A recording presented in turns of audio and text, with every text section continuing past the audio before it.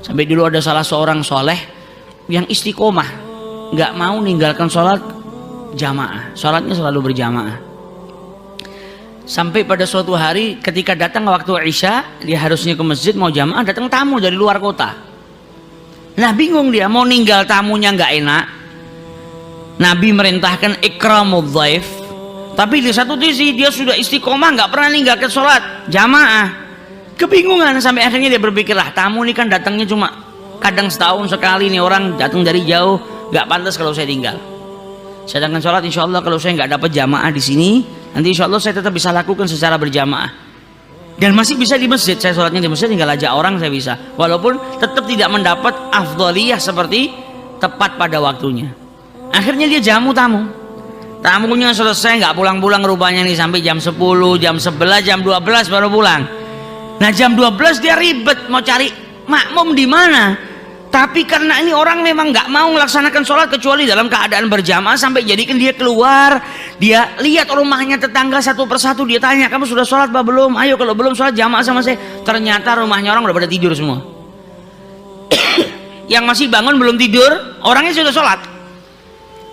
Jadi dia bingung cari makmum, saking putus asanya, nggak mau kehilangan pahalanya sholat jamaah. Akhirnya dia kembali ke rumah, sholat isya 27 kali. Karena keutamaannya sholat jamaah kan lebih mulia daripada sholat sendiri 27 derajat. Akhirnya dia sholat isya 27 kali supaya nggak kehilangan keutamaannya sholat berjamaah. Sholat isya selesai, sholat lagi, sholat lagi, sholat lagi, diulang sampai 27 kali. Selesai sholat kesel, mau ngambil sholat isya 24 kali itu 4 rakaat kali 27 kali. Selesai sholat KO, dia tertidur. Ketika tidur ngimpi ada rombongan orang naik kudanya kuda-kuda jantan yang ngebutnya luar biasa. Kudanya dia paling kecil. Kemudian rombongan ini larinya ngebut, dia lari sekuat tenaga nggak bisa ngejar rombongan. Bahkan ngejar rombongan paling terakhir aja nggak bisa. Sampai dia berusaha, ketika sudah mendekat di rombongan yang cepat ini paling belakang noleh ke arahnya. Dia bilang apa? Sekuat apapun kau gak akan bisa dan gak akan mampu kau ini masuk ke dalam rombongan kami. Kami ini orang-orang yang melaksanakan sholat berjamaah. Mau kau ulang sholatmu 27 atau 270 kali, gak akan menjadikan kudamu itu bisa masuk ke dalam rombongan ini.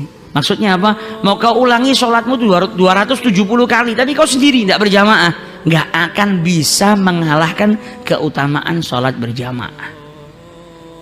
Tapi orang dulu, orang-orang soleh ketinggalan sholat berjamaah itu nangis. Kalau kita ketinggalan waktunya nangis aja enggak. Orang dulu ketinggalan sholat berjamaah nangis. Sayyidina Umar ini pernah selesai sholat zuhur mau ngecek kebunnya, harta satu-satunya ini. Habis ngecek kebun pulang ke Masjid Nabawi, sampai di Masjid Nabawi umat Islam sudah selesai sholat. Ketinggalan sholat berjamaah, bukan kehilangan waktu asar, nyampe jamaah sudah selesai. Kata Sayyidina Umar, apa saksikan wahai sahabat-sahabatku, ini kebun saya hari ini saya sedekahkan di jalan Allah Subhanahu wa taala. Ini kebun bikin saya terlambat sholat berjamaah. Ini kebun menghalangi saya untuk mendapatkan keutamaan daripada Allah Subhanahu wa taala. Ini saya sedekahkan di jalan Allah Subhanahu wa taala.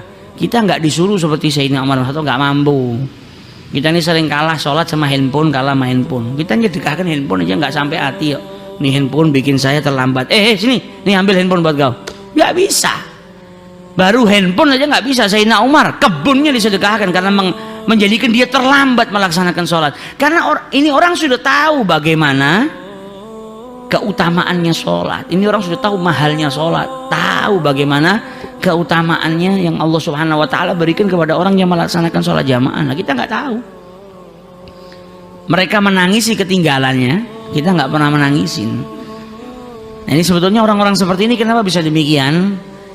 Jawabannya ada pada pembahasan kita yang lalu. Karena mereka membiasakan hati mereka ingat kepada Allah. Ketika hati itu ingat sama Allah Subhanahu wa taala, hatinya hidup.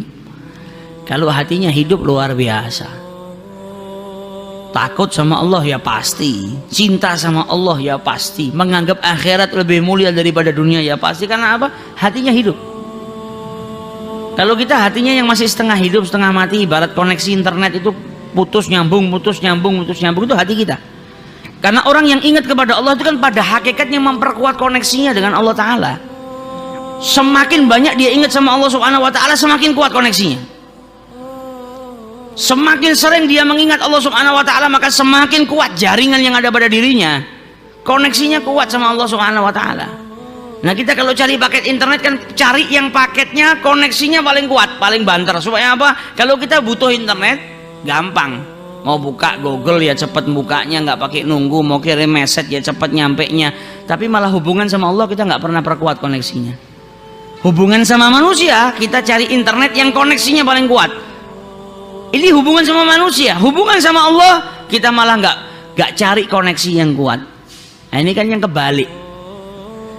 Harusnya koneksi sama manusia hubungannya kuat, koneksi sama Allah lebih kuat lagi.